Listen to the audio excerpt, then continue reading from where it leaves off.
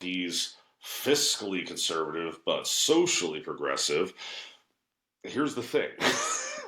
You can have social programs in a liberal democracy for purely capitalist reasons.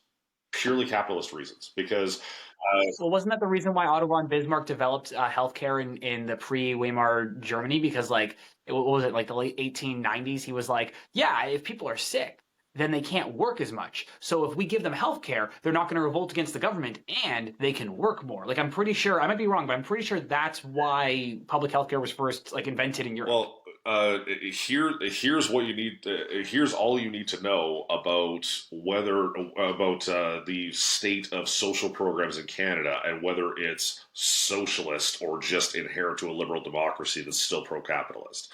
Right now in Canada, we don't quite have as strong of social programs as Adam Smith thought that a society should have.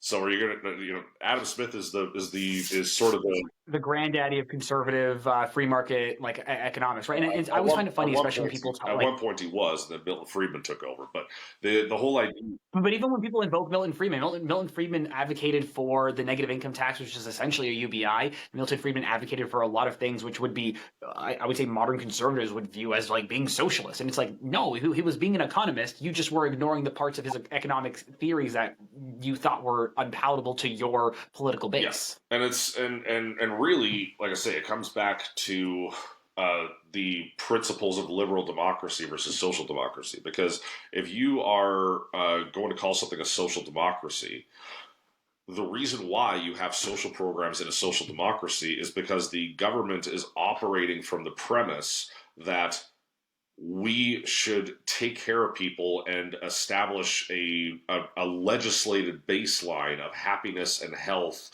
and meaningful participation in society because it is the right thing to do. In a liberal democracy, you have a pro capitalist system which has social programs to keep people just healthy enough to keep working.